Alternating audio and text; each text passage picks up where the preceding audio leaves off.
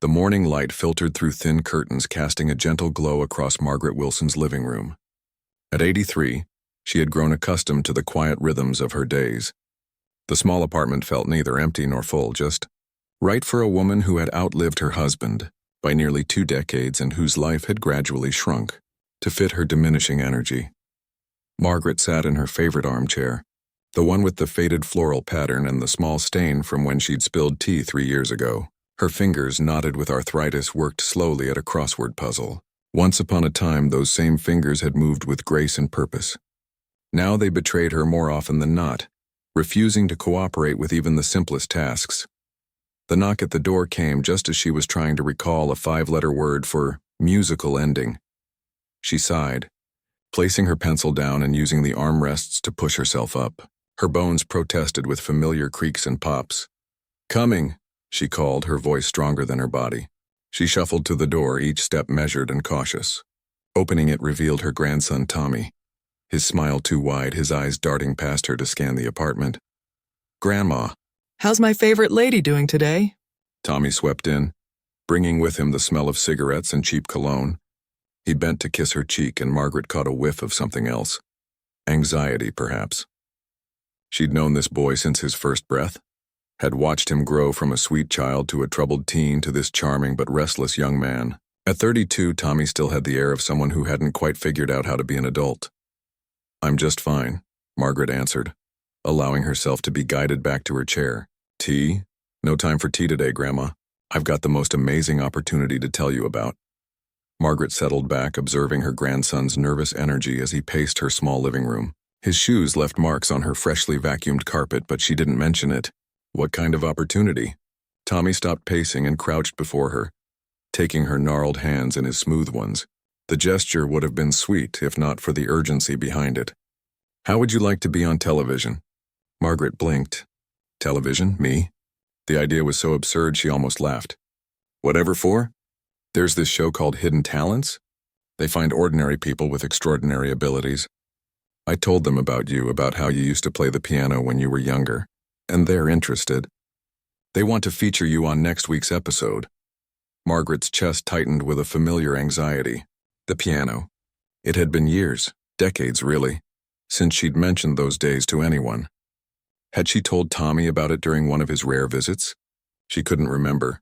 "I don't play anymore," she said softly. "My hands," she lifted them slightly, as if the twisted fingers spoke for themselves. "But you used to, right? That's all that matters." The show is about rediscovering talents, helping people reconnect with forgotten passions. Tommy's words tumbled out in a rush.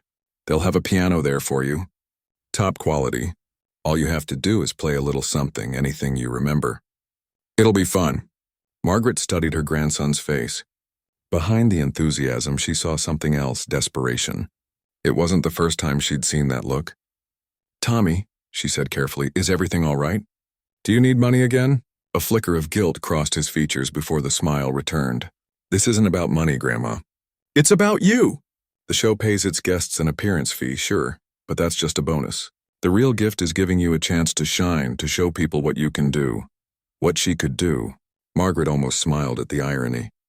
There had been a time when what she could do was remarkable, but that was long ago, before marriage and children and the countless small sacrifices that made up a life. Before arthritis twisted her fingers and age clouded her memory. "I don't think," she began, but Tommy cut her off. "Please, Grandma, just think about it. It would mean so much to me to see you on that stage." He squeezed her hands gently, his eyes pleading. "And who knows? Maybe playing again would be good for you." Margaret withdrew her hands from his grip, folding them in her lap. "Why is this so important to you?" Tommy stood up, resuming his pacing. "I might have mentioned your talent to some people. Important people. I may have exaggerated a bit, said you were practically a concert pianist in your day. You know that's not true. Maybe not professionally, but Mom always said you were amazing, said you could have been famous if you hadn't given it up to get married." Margaret's daughter had indeed said such things, though more as a child's fond exaggeration than a statement of fact. The truth was more complicated, as truths often are. "Tommy," Margaret said, her voice firmer now, "what kind of trouble are you in?" Her grandson stopped pacing and sank onto her sofa, suddenly looking every bit his age and then some. I owe some people money. A lot of money. Gambling debts. He ran a hand through his hair. If I can get you on this show, the producer promised me they'd pay enough to cover most of what I owe. Plus, they said there could be more opportunities if viewers like you. There it was, the real reason for this sudden interest in her forgotten hobby. Margaret felt a familiar mix of disappointment and love, a grandmother's perpetual emotional state when it came to Tommy. "How much do you owe?" she asked. 8,000. Margaret closed her eyes briefly. Her monthly pension barely covered her living expenses. Her savings, once modest but sufficient, had dwindled after helping Tommy through several previous situations. "Is this show reputable?" she asked. Tommy brightened, sensing her weakening resolve. "Totally. It's on prime time. Millions of viewers. The host, this guy named Trevor Kane, he's famous for discovering real talent in unexpected places." What Tommy didn't say, what perhaps he didn't know or didn't care to know, was that Hidden Talents had built its massive viewership on a foundation of mockery and humiliation. For every genuine talent discovered, there were a dozen people who left the stage in tears, their earnest attempts met with ridicule from both host and audience. But Margaret didn't know this either. She rarely watched television, preferring the quiet company of books and the occasional phone call from old friends, those who were still alive to call. "When would this be?" she asked, already dreading the answer. "They're filming next Thursday. I'd pick you up, help you get ready. They have professional makeup artists and everything." Tommy was leaning forward now, his entire body language pleading. "Please, Grandma." I wouldn't ask if I weren't desperate. At least he was honest about that part. Margaret looked around her small apartment, at the faded photographs on the walls, the worn furniture, the crossword puzzle with its empty boxes.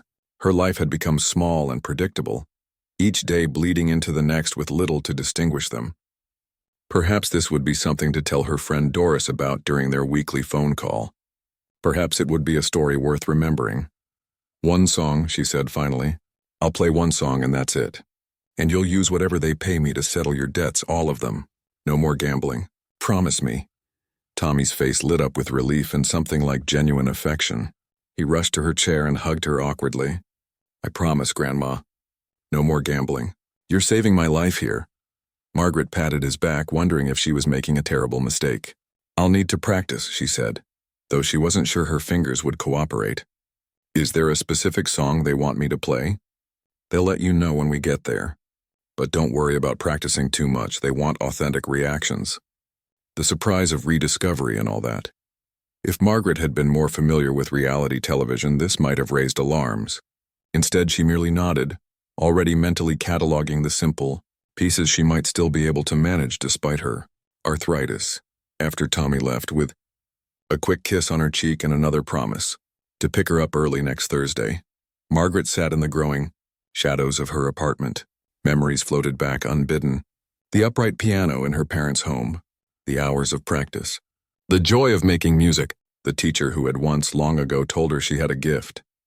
She looked down at her hands, at the swollen joints and paper-thin skin. A gift. If she'd ever had one, surely it was gone now, buried under years of disuse and the cruel march of time. Margaret Wilson had no idea what was really in store for her at the studios of Hidden Talents, had no inkling of the humiliation planned or the unexpected turn her appearance would take. She knew only that her grandson needed her, and that next Thursday, for better or worse, she would sit before a piano again for the first time in nearly 30 years. With a small sigh, she picked up her pencil and looked back at her crossword puzzle. 5 letters for musical ending, coda. She filled in the boxes with trembling fingers. Thursday arrived with unseasonable warmth and a sky so blue it hurt to look at it. Margaret woke early, her sleep having been thin and restless. Her hands ached more than usual, perhaps from the weather, perhaps from worry.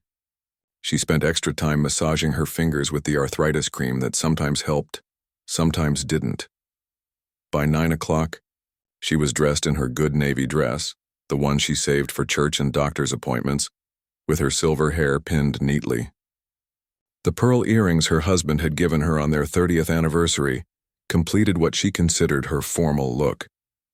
She was ready an hour before Tommy was due to arrive. She spent that hour sitting at her kitchen table, eyes closed, mentally tracing the keys of a piano she hadn't touched in decades. Simple pieces came back to her, Für Elise, a Chopin waltz she'd once known by heart, even Clair de Lune, though the latter's stretches would be impossible for her hands now. The doorbell startled her from this meditation. Tommy stood there, surprisingly punctual, wearing a button-up shirt she'd never seen before.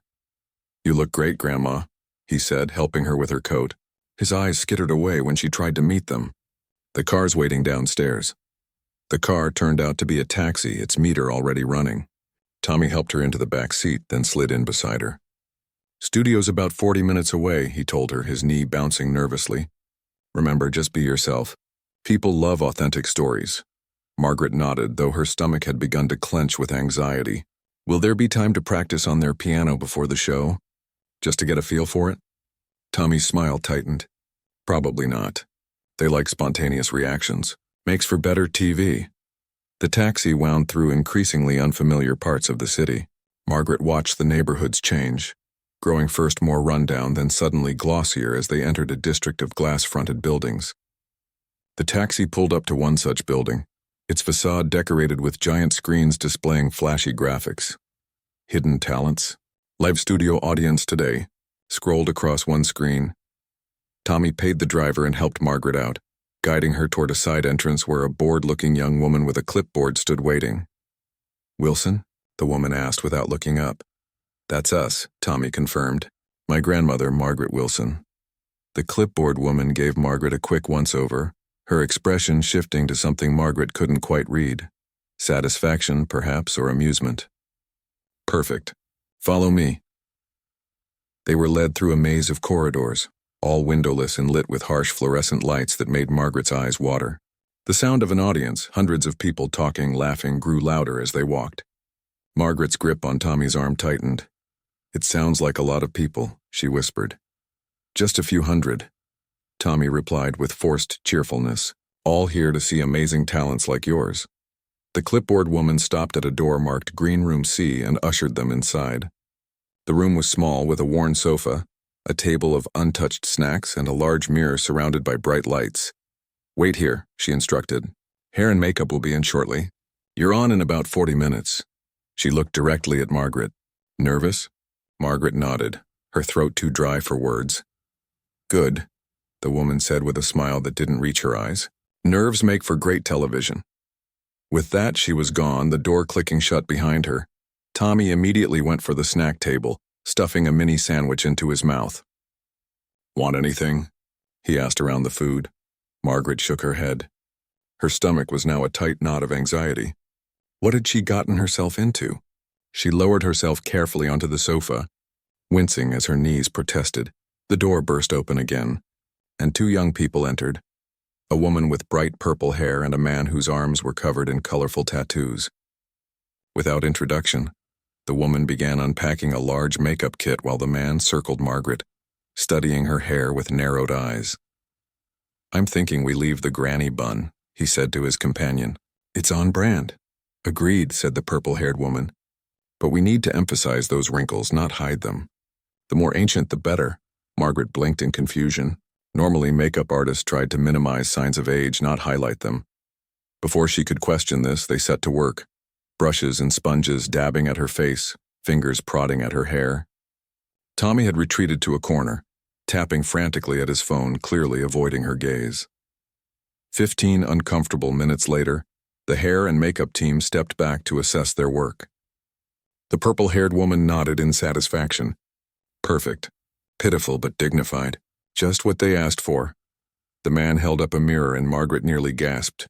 They had somehow made her look years older, emphasizing every line on her face, powdering her hair to make it appear duller. She looked fragile, vulnerable, not at all how she saw herself. Before she could protest, the door opened again.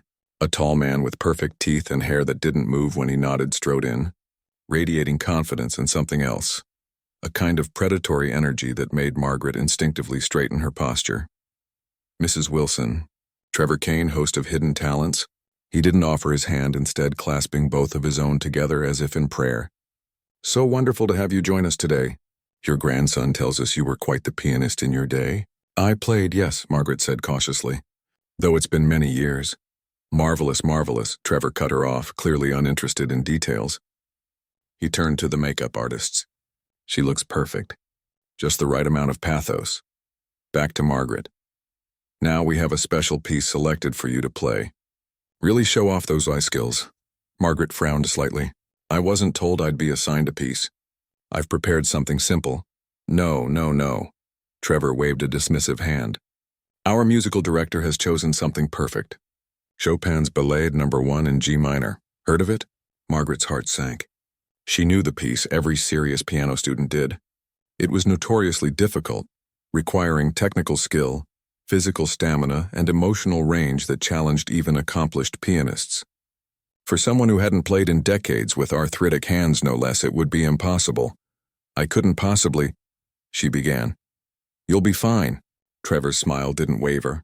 Our audience loves watching people reach beyond their comfort zones. It's inspirational.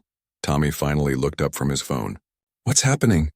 Just briefing your grandmother on her performance piece, Trevor said cheerfully. 5 minutes until we're on, people. With that, he was gone, leaving Margaret in a state of rising panic. She turned to Tommy. I can't play that piece. It's far too difficult. Tommy came to sit beside her, taking her trembling hands. Look, Grandma, it doesn't matter what you play, just do your best. That's all anyone expects. Something in his tone made her study his face more carefully. Tommy, what aren't you telling me? Before he could answer, the door opened yet again. This time a stagehand with a headset gestured impatiently. We need Mrs. Wilson on stage now. Margaret stood shakily, her legs feeling suddenly weak. Tommy moved as if to support her, but the stagehand stepped between them. Family watches from the green room. Studio rules. But, Tommy protested weakly. It's fine, Margaret said, though nothing felt fine. She squared her shoulders. A lifetime of facing difficult situations with dignity coming to her aid. I'll see you after. The stagehand led her through more corridors, finally stopping at a thick curtain. Beyond it, Margaret could hear the excited murmur of a large crowd, the occasional burst of laughter, music playing, upbeat and slightly manic. Wait here until you hear your name, the stagehand instructed, then walk out to center stage where the piano is. Don't worry about the stairs. There's a ramp for you.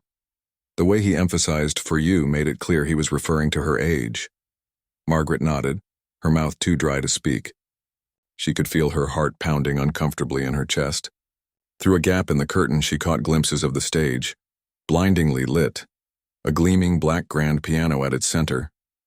The audience beyond was a dark mass, faces indistinct but numerous. Then Trevor's voice boomed out, amplified to fill the cavernous space. Ladies and gentlemen, our next guest is a real treat.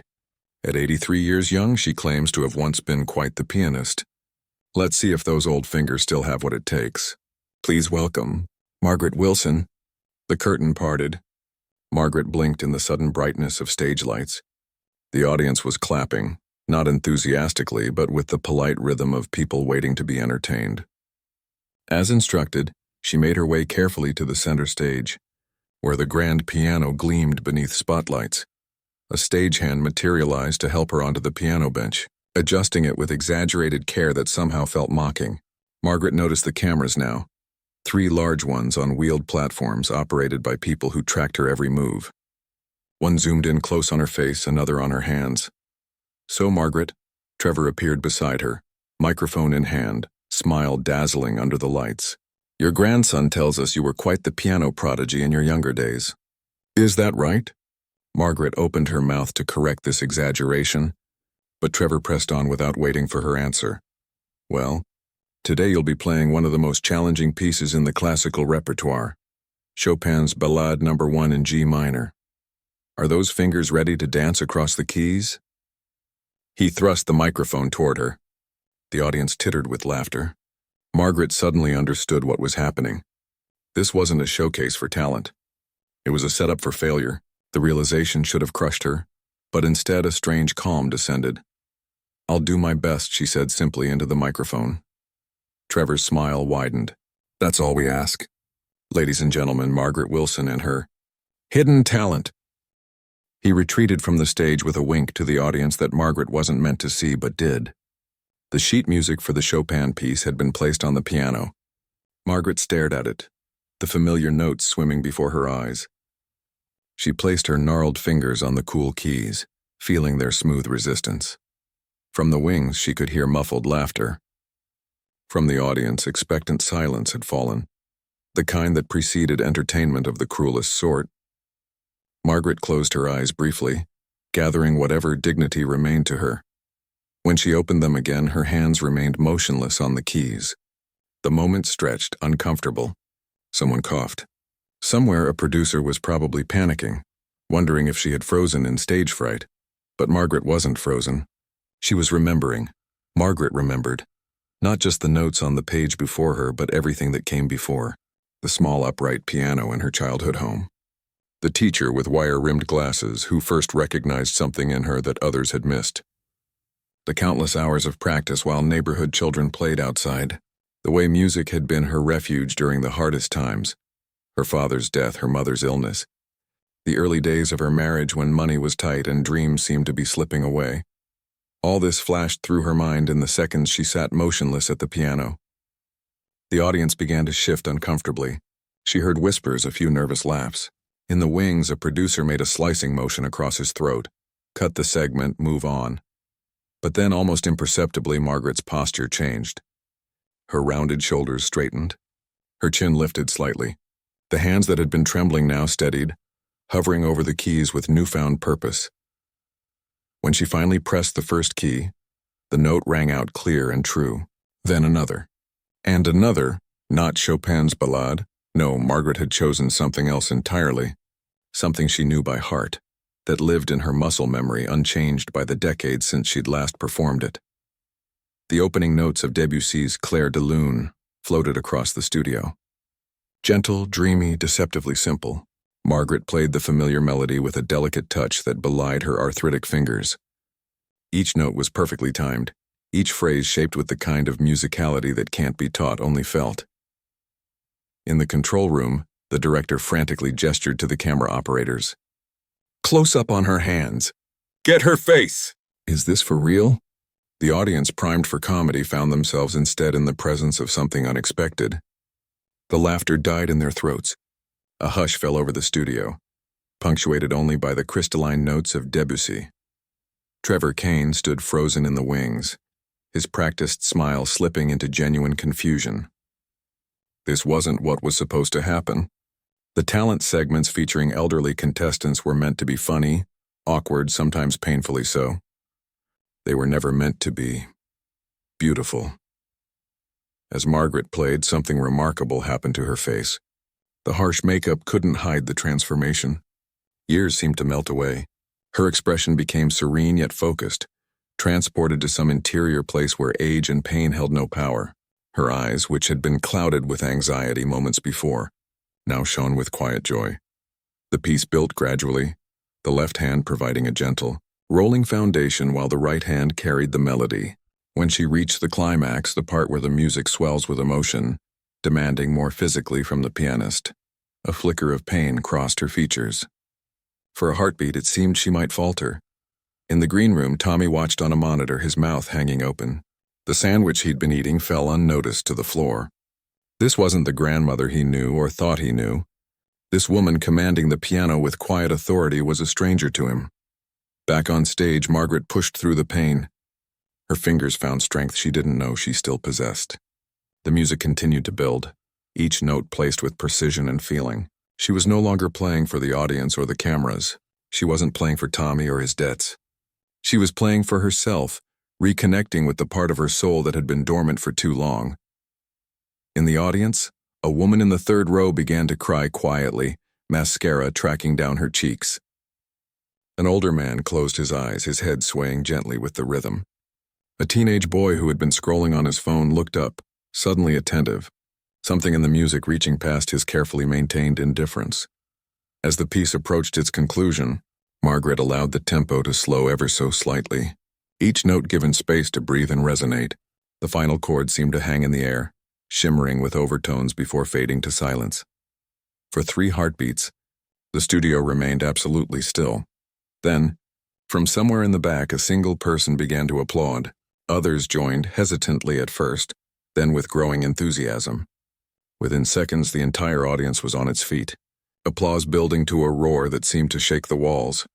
Margaret sat motionless at the piano, hands now resting in her lap, looking slightly bewildered by the reaction.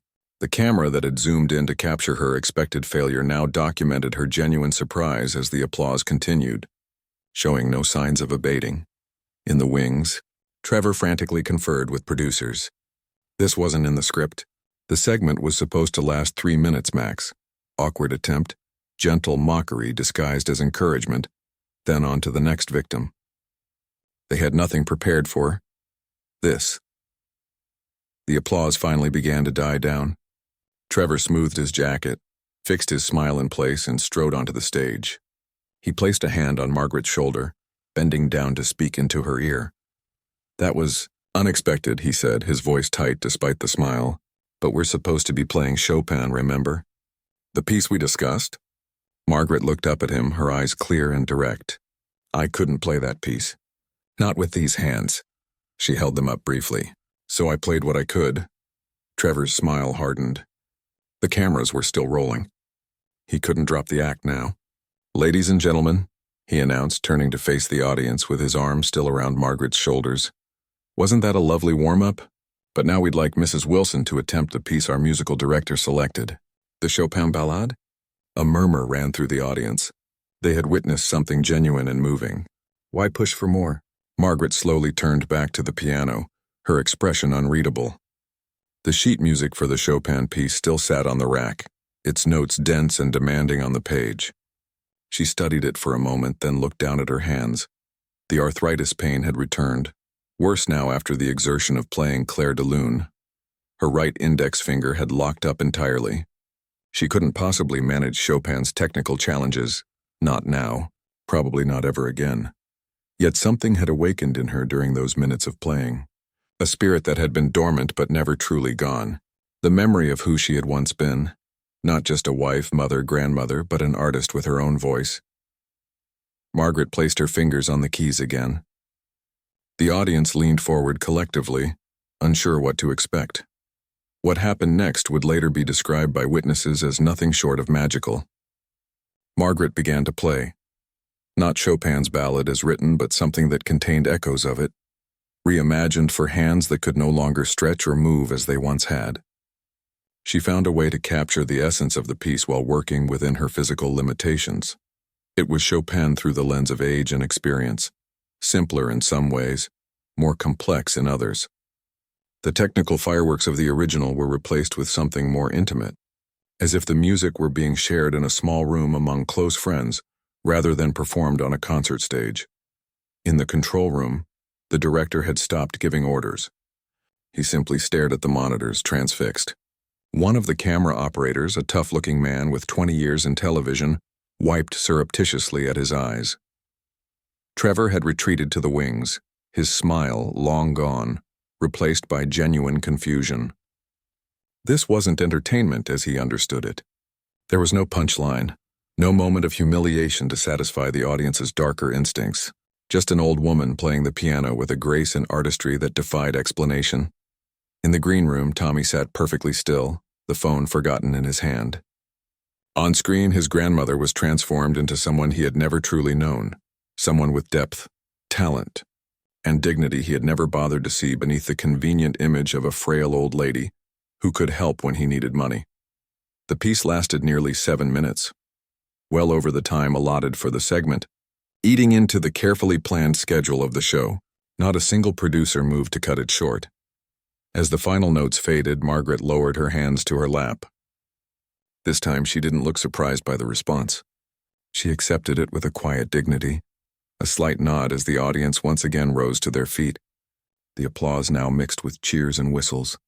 Trevor returned to the stage, his professional mask back in place but noticeably strained around the edges. "Ladies and gentlemen," he said into his microphone, speaking over the continued applause, "Margaret Wilson." The camera panned across the audience, people still standing, some wiping away tears, others smiling in genuine delight. It returned to Margaret, who remained seated at the piano, her face serene, hands folded in her lap, the harsh makeup unable to hide the inner light that now shone through. In that moment, under the hot lights with hundreds of strangers applauding her, Margaret felt something she hadn't experienced in years. The pure joy of being truly seen, not as an old woman, not as someone's grandmother, but as herself, with all the complexity and beauty that entailed. And somewhere in the back of her mind, a small voice whispered that this moment, unexpected as it was, might be just the beginning. The applause seemed to go on forever. Trevor stood awkwardly at the edge of the stage, his perfect smile now strained as he waited for his cue. In the control room, producers scrambled to adapt to this unexpected turn of events. "We're running 7 minutes over," the floor manager hissed into Trevor's earpiece. Wrap it up! Trevor stepped forward, clapping his hands with an enthusiasm that didn't reach his eyes. "What an absolutely wonderful surprise," he exclaimed, placing himself beside Margaret, who remained seated at the piano. "Ladies and gentlemen, one more time for Margaret Wilson." Another round of applause washed through the studio. Margaret nodded slightly, accepting the reaction with quiet dignity. Her hands, which had just created such beauty, now rested in her lap, the joints already swelling again from the exertion. "Margaret?" Trevor leaned down. Microphone positioned carefully between them. That was unexpected. The way he emphasized the word made it clear he was struggling to maintain his composure. "Where did you learn to play like that?" Margaret looked up at him, her eyes clearer and more direct than they had been all day. "I started when I was 6, she said simply. "My mother cleaned houses for wealthy families. One of them had a piano. The lady of the house heard me picking out tunes by ear and arranged for lessons." Trevor seized on this human interest angle, professional instincts kicking in, a natural talent discovered by a kind benefactor. "But surely you had formal training beyond that." Margaret nodded. "I earned a scholarship to Juilliard when I was 17. A murmur ran through the audience. Trevor's eyebrows shot up in genuine surprise. "Juilliard? The prestigious music school?" For once his reaction wasn't scripted. "But then, why haven't we heard of you? Why aren't you famous?" It was an insensitive question, bluntly asked, but Margaret didn't seem offended. She looked down at her hands for a moment before answering. "Life happened," she said quietly. "My mother got sick during my 2nd year. Cancer. I left school to care for her. After she passed, I needed to work. Then I met my husband, had children." She shrugged slightly. "Dreams change. New ones take their place." In the audience, people leaned forward, captivated by this unfolding story. It wasn't the humiliation they'd been primed for, but something far more compelling, a glimpse into a life of quiet sacrifice and rediscovered passion. "But you never lost your gift," Trevor said, falling into the role of the moved interviewer despite himself. "Some things stay with you," Margaret agreed, "even when you don't use them for a long time." In the green room, Tommy watched the monitor in stunned silence. The grandmother on screen, poised, talented, speaking with quiet authority about a past he'd never bothered to ask about, seemed like a stranger. Shame crept through him, hot and uncomfortable. He'd brought her here to be mocked, to pay off his gambling debts. The weight of that betrayal sat heavy in his chest. Back on stage, Trevor was trying to steer the segment to its conclusion. "Margaret Wilson, ladies and gentlemen, proving that talent never truly fades and it's never too late to shine." As the audience applauded again, Trevor offered his arm to help Margaret rise from the piano bench. She accepted his assistance with a slight wince. The effort of playing had taken a physical toll. "We'll be right back with more hidden talents after these messages," Trevor announced as the applause finally began to fade. The red lights on the cameras blinked off, signaling they were no longer live. The moment the broadcast cut to commercial, the stage erupted in activity. Stagehands rushed to prepare for the next segment. Trevor immediately dropped Margaret's arm and stepped away, already being swarmed by producers with questions and schedule adjustments. Margaret stood alone by the piano for a moment, suddenly forgotten in the chaos. The transition was jarring, from being the center of attention to becoming almost invisible in the space of seconds. Then a young woman in a headset approached, gently touching Margaret's elbow. "Mrs. Wilson, let me help you backstage. Your grandson is waiting." As they made their slow way off the stage, people stopped what they were doing to watch Margaret pass. A lighting technician nodded respectfully. One of the camera operators gave a small thumbs up. A stagehand who had earlier looked at her with barely concealed amusement now held the door with something like reverence. In the corridor, they passed a thin man in an expensive suit who had been watching the performance from the wings.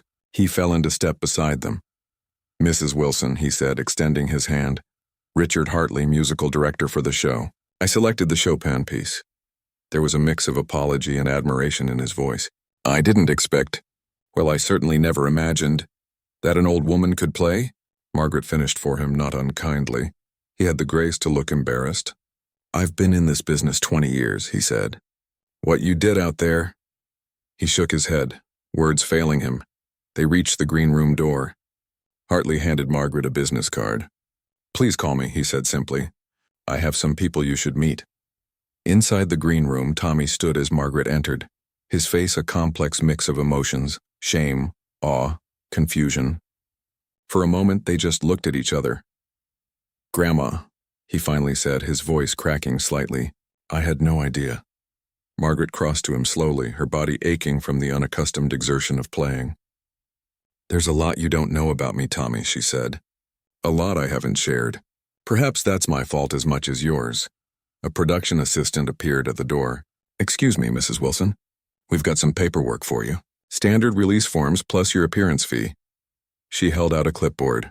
Margaret glanced at the forms, then at the check attached to them. Her eyebrows rose slightly at the amount, far more than the standard fee Tommy had mentioned. At the bottom of the check, someone had scrawled bonus and underlined it twice. As Margaret signed the forms, another figure appeared at the door, a middle-aged woman with intelligent eyes and a purposeful manner. "Mrs. Wilson?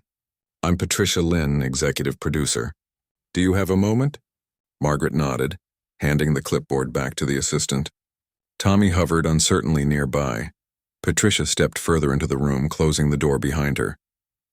"What happened today was extraordinary," she said without preamble. "In 10 years of producing this show, I've never seen anything like it." She paused, studying Margaret with new eyes. "The segment will air next week. Based on what I just witnessed, it's going to get a lot of attention. A lot." She emphasized the word with a small gesture. "I want to make sure you're prepared for that." Margaret looked confused. "Prepared?" "Social media. Interview requests. People will want to know your story." Patricia pulled out her own business card, placing it gently in Margaret's hand. "When that happens, I hope you'll call me first. This could be just the beginning." After Patricia left, Tommy and Margaret sat in silence for a moment. The events of the day seemed to hang in the air between them, too large to immediately process. "I had no idea you went to Juilliard," Tommy finally said. Margaret smoothed her dress, a small, automatic gesture. "It was a long time ago. Why didn't you ever tell us?" "Me, Mom, anyone?" Margaret considered the question. "At first it was too painful to talk about. The dream I'd given up. Later, well, no one ever really asked." She looked at him directly. "People see an old woman and think they know her whole story. They rarely ask about the chapters that came before." Tommy flinched at the gentle rebuke. "I'm sorry," he said, and for once he seemed to truly mean it. "For what, exactly?" Margaret asked, her voice neither angry nor accusing, simply curious. Tommy swallowed hard. "For bringing you here to be laughed at. For not knowing who you really are, for—" He gestured vaguely, encompassing years of thoughtlessness, everything, I guess. Margaret reached out and took his hand, her swollen fingers wrapping around his. "We've both made mistakes, Tommy. The question is what we do next." Before he could answer, there was another knock at the door. A young woman peeked in, her expression eager. "Mrs. Wilson, there are some people who'd like to meet you. Audience members. They've been waiting by the stage door. Is that okay?" Margaret looked surprised. "People want to meet me?" "About 20 of them," the woman confirmed with a small smile, "including a little girl who says she just started piano lessons and wants your autograph." Margaret's eyes widened. "My autograph?" Tommy rose, offering his arm with new respect. "Shall we, Grandma?" As they followed the assistant back through the maze of corridors, Margaret felt a strange lightness despite her physical fatigue. For years she had been shrinking, her world getting smaller, her identity narrowing to the simplest labels: widow, grandmother, old woman. Today something had expanded again. Some long-closed door had reopened. They reached the stage door where, indeed, a small crowd waited. Their faces lit up when they saw Margaret. A young mother stepped forward, guiding a girl of about 8 who clutched a program from the show and a pen. "Mrs. Wilson," the little girl said shyly, "I just started piano lessons. Will I ever be able to play like you?" Margaret looked into the child's hopeful face and felt something stir in her chest, a sense of connection across generations, across time. The circle of life continuing, art passing from hand to hand. "Practice every day," she said, bending slightly to meet the girl's eyes. "Listen with your heart as well as your ears, and never let anyone tell you what you can't do." As she signed the program, Margaret realized that this day, which had begun with humiliation, might instead be the first page of an unexpected new chapter. 1 week after the show was recorded, Margaret sat in her small living room staring at her silent phone. The episode hadn't aired yet. It was scheduled for that evening, but already her life had begun to change in unexpected ways. The check from the show had cleared. Tommy had used it to pay off his gambling debts as promised, though Margaret noticed he hadn't been by to ask for more money since the taping. Instead, he'd called twice just to check on her, conversations that felt different, less rushed, more genuine. Margaret ran her fingers over the business cards on her coffee table. Richard Hartley, the musical director. Patricia Lynn, the executive producer. 3 others from people she'd met after the show. A local music teacher, the director of a community arts center, a reporter from the city newspaper who'd heard rumors about an extraordinary performance. She hadn't called any of them. Not yet. Part of her still couldn't believe what had happened, couldn't reconcile the person she'd been on that stage with the quiet life she'd lived for so long. The doorbell rang. Margaret rose slowly, her joints protesting as they always did these days. She opened the door to find Tommy standing there, a nervous smile on his face. "Ready for the big night?" he asked, holding up a small paper bag. "I brought popcorn." Margaret let him in, noting the changes in him. He looked more rested, his clothes cleaner, his eyes clearer. "You didn't need to come," she said. "I'm sure you have better things to do than watch an old woman on TV with your friends." Tommy's expression turned serious. "There's nowhere else I'd rather be, Grandma." He hesitated, then added, "I told my friends I couldn't make it tonight. Some things are more important." They settled in front of Margaret's small television, the popcorn in a bowl between them. As the hour approached, Tommy glanced at his grandmother. "Are you nervous?" Margaret considered the question. "A little. I'm not sure I'm ready for people to see me like that." "Like what? Amazing?" She smiled slightly. "Exposed, I suppose. I've been private for so long." The show began, the familiar opening music and flashy graphics filling the screen. Margaret watched with a strange detachment as other segments played out. Young people with unusual talents, middle-aged hobbyists showing off skills. Some were treated kindly by the show, others subtly mocked for the audience's entertainment. Then it was her segment. The camera showed her walking hesitantly to the piano, the awkwardness of her movement, the confusion on her face as Trevor explained the Chopin piece. Margaret winced at how old she looked, how vulnerable. "They really did try to make you look bad," Tommy said quietly. "They succeeded," Margaret replied, watching her on-screen self sit frozen at the piano. But then came the transformation. Even through the television screen, the change was palpable. Margaret watched herself straighten, her hands finding the keys with newfound purpose. The first notes of Claire de Lune filled her small living room. "Look at your face," Tommy whispered. On screen, Margaret's expression had changed completely. The years seemed to fall away as she played, revealing something essential and unchanging beneath the wrinkles and gray hair. A spirit untouched by time. They watched in silence as the performance unfolded, as the camera panned across the astonished audience, as Trevor struggled to regain control of his show. When it ended, when the applause finally died down, Margaret reached over and took Tommy's hand. "Thank you," she said. Tommy looked confused. "For what? For almost humiliating you on national television? For getting me to that piano," Margaret said simply. "I needed to remember who I was, who I still am." The show continued, but they were barely watching now. Tommy turned to face his grandmother fully. "I've been thinking a lot about what happens next," he said. "I'm getting help. For the gambling," he swallowed hard, "and I found a job. Nothing fancy, just stocking shelves at the grocery store, but it's a start." Margaret squeezed his hand. "I'm proud of you. Don't be proud yet, Tommy said with a rueful smile. Wait until I've stuck with it for more than a week. His expression grew more serious. What about you? Are you going to call any of those people? He nodded toward the business cards on the coffee table. Margaret looked at them thoughtfully. I'm not sure. What would be the point? The point? Tommy seemed genuinely surprised by the question. Grandma, you're amazing. People should hear you play. At my age, especially at your age. Do you have any idea how inspiring that was? The little girl who wanted your autograph? The comments online? Margaret looked surprised. Comments online? Tommy pulled out his phone. Someone from the audience posted a video of your performance. Just a short clip filmed on their phone, kind of shaky, but it's been shared thousands of times. He handed her the phone, opened to a social media page where a grainy video showed her playing the piano. Margaret scrolled through the comments with widening eyes. This made me cry. My grandmother was an artist too. Wish I'd appreciated her more while she was alive. Just started taking piano lessons at age 60 because of this. Never too late to show your light. There were hundreds more. Margaret handed the phone back, her hands trembling slightly. I don't know what to do with this, she admitted.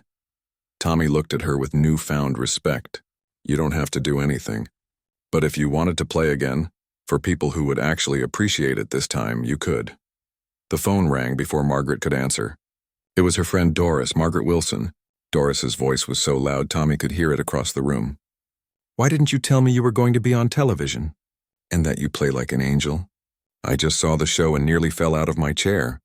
Margaret couldn't help smiling at her friend's excitement. It's a long story, Doris. Well, I want to hear every detail.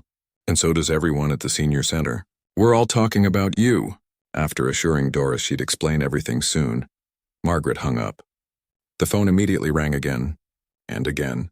Friends, acquaintances, people she hadn't spoken to in years, all calling to express amazement at what they'd just seen on television. By the time the calls finally stopped, it was late. Tommy insisted on spending the night on her couch, worried about the excitement being too much for her.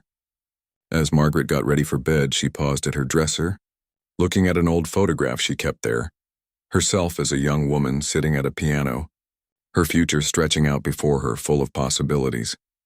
Hello, old friend, she whispered to her younger self. Seems like we're not quite finished after all. The next morning, Margaret woke to the sound of Tommy talking in the living room. He was on the phone, his voice animated. Yes, that's right, my grandmother, Margaret Wilson. Yes, from the show. No, she's not available for comment right now, but yes, I can take a message. Margaret wrapped her robe around herself and shuffled into the living room. Tommy was scribbling on a notepad, the phone cradled between his ear and shoulder. That was Channel 8 News, he explained after hanging up. They want to interview you. He gestured to the notepad. So do these 3 radio stations, the Tribune, and something called Silver Stars magazine. Oh, and the community college wants to know if you'd consider giving a special performance for their music department. Margaret sank into her armchair. This is overwhelming. You don't have to do any of it, Tommy assured her. But, he hesitated, I think it could be something good. For a lot of people, not just you. Margaret thought about all the years she'd spent pushing her music aside, telling herself it was too late. That part of her life was over. She thought about the feeling she'd had at the piano on that stage, the sense of reconnecting with an essential part of herself. I'll need a piano, she said finally, to practice. My hands aren't what they used to be. Tommy's face lit up. Really, you'll do it. Not everything, Margaret clarified. I'm still an old woman who needs her rest. But some things, the right things. 6 months later, Margaret sat in a different spotlight. The community center auditorium was only half full, but every face looked genuinely happy to be there. This was her 3rd monthly recital, a program of music specifically arranged for her aging hands, interspersed with stories from her life. In the front row sat Tommy, clean-shaven and clear-eyed, now 3 months into his job at a music store where his grandmother's sudden local fame had helped him get hired. Beside him was the little girl who had asked for Margaret's autograph, now her youngest piano student. Margaret had turned down the national talk shows and the record deal offers. Instead, she'd started small and local, teaching a few students, playing at community events, sharing her gift in ways that felt meaningful rather than exploitative. As her fingers found the keys for the opening piece, Margaret caught Tommy's eye. He gave her a thumbs up, his face full of a pride that had nothing to do with money or fame. She nodded slightly in return, acknowledging all that had changed between them. Then she began to play, her music filling the room not with regret for opportunities lost, but with gratitude for second chances found even at 83.